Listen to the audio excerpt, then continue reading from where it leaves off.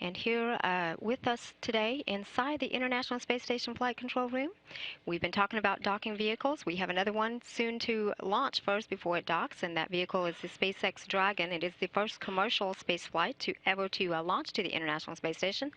With it is carrying some special cargo, and that is some science. We love science. So here to talk with us today is Camille Eileen. She is the Space Station Assistant Program Scientist. Welcome, and thank you for joining us. Thank you, Miko, for having me. Great. Well, first, before we get into the science that's going up to the station and the science that's coming down, first just tell me a little about yourself. How did you get into this field? How did you come to NASA? Oh my gosh. I always had an interest in space and airplanes ever since I was a child. So when I decided to study engineering, automatically, aerospace engineering came to mind. So I have several degrees in aerospace engineering, a bachelor's degree from Howard University, and a couple master's degrees in mechanical and aerospace engineering. And I've been at NASA for about 10 years. I've spent also six or 7 years at Department of Defense working on ballistic missile engineering. Okay, great. So when you first came to NASA, did you immediately start in the science, the station science program No, when area, I first came to NASA, actually I started at Kennedy Space Center Okay. over a decade ago, doing space lab processing for this back in the day for the space shuttle. Then I've worked at headquarters during the early days of exploration, and then I came to Johnson Space Center 6 years ago, where I served as the Orion Crew Module Test and Verification Manager, and now I'm in the ISS Program Science Office. Great. Welcome. Well, we're very, very glad to have you here. Thank you. So let's go ahead and talk about that SpaceX Dragon. So there's something special about it, and that is that it's not just that it's the first commercial cargo, ship to go up, but the thing that's special about it is that it is a reusable vehicle. That's right. So it can bring stuff like science up, and it can bring stuff like science back, and that's very important. And can you explain to us what that's going to do as far as capability? Yes, the research community is very, very excited about this capability. As you said, we haven't had this capability, at least a down mass, we call down mass capability, since the space shuttle. So the SpaceX Dragon being able to demonstrate that it could return hardware and samples is an exciting thing for the researchers.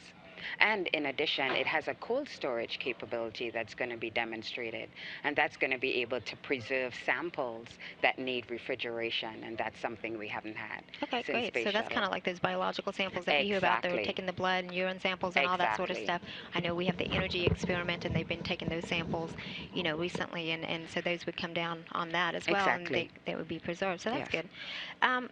So let's talk about some science that's going up. This is really exciting because what I understand, we have some students that are sending, and this is from fifth grade to college age.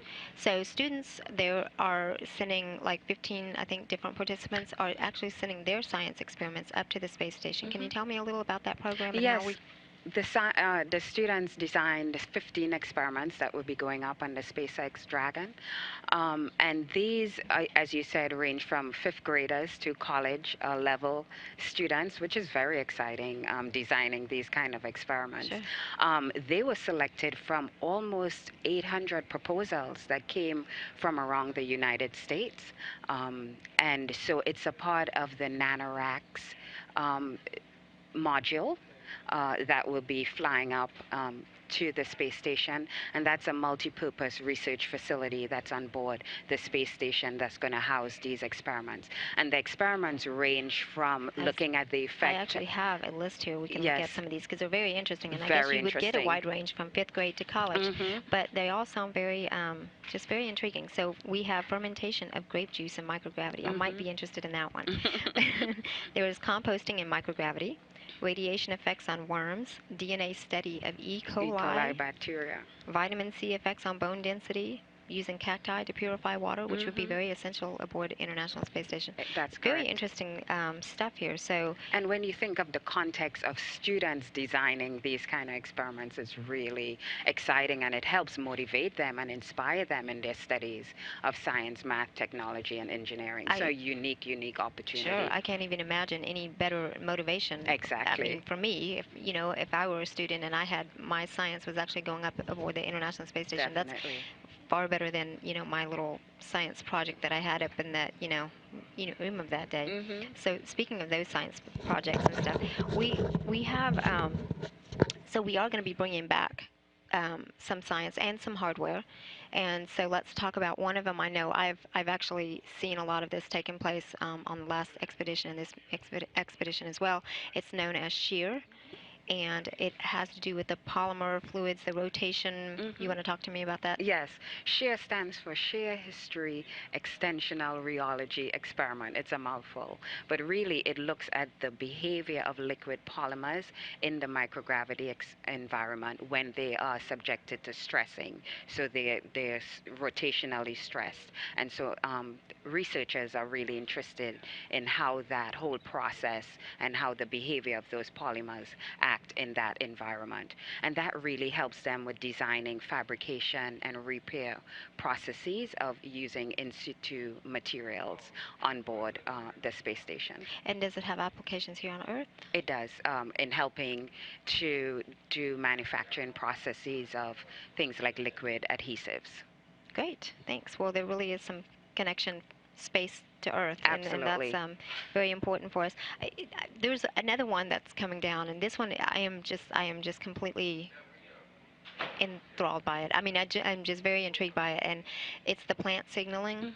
Hmm. So tell me a little about it, because it's talking about how plants grow and how we can basically re-engineer a Hmm. plant's basic genetic Yes. on how it grows. We Yes. can tell it how we want it to grow, Hmm. and that's just amazing. We're redesigning evolution Hmm. almost. So And tell we me. do that on the ground, actually. But in the microgravity environment, researchers are looking at the molecular mechanisms that plants use to respond to the changes in the environment. Sure. And as you said, that helps them design plants or really select plants that would withstand long duration spaceflight and the microgravity environment. Yeah, and so when I'm thinking about those science fair projects that we had back in the day, the one I always remember because everyone did it, the one that they did it the night before, Hmm.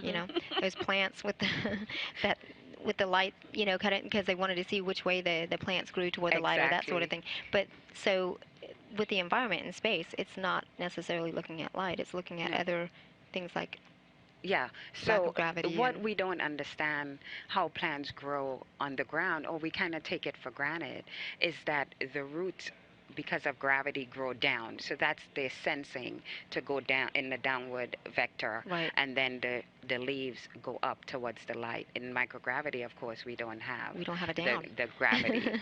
So researchers are looking at different stimulus that would allow the plants to grow. And of course, plants are a great food source for long duration space flight. So it's a really critical investigation. Sure, very important. And so the material science research rack, I understand that that is a component that will be coming down along with these science experiments. Yes, that is one. The Material Science Research Rack is a facility that facilitates aluminum, metal processing Hmm. on board the space station. And what they look at is melting it and then solidifying it. So those material samples are actually coming down, and researchers are excited to look at the recrystallization patterns that happen a result of microgravity. Yeah, And so it's that's some of the hardware and samples that will be coming back on the sure. Dragon And capsule. what that is looking at is also, or the benefits of that particular research is to improve, to have improvements on alloy materials here on Earth. Exactly. Alloy materials being things like brass or silver. Exactly. So it's fascinating. It's just Very amazing. I'm fascinating. always amazed. Sometimes you just see them out there. They're, kind of floating around, but they actually are doing work that is beneficial to us, not only to get us further into space, but also back here on Yes, Earth. that has an impact on life on Earth. Sure. And any other things Yes, that are coming back? there's some other hardware components coming back from the Combustion Integrated Rack, Okay. which is a research facility that facilitates combustion research. We also have some double cool bags coming back. So it's a very exciting time for researchers so that they can get their research back on the ground and continue the analysis of all these investigations. Great. Well, thank you so much for all the information. This is very exciting news. We are looking forward to to that SpaceX launch, and We hopefully are.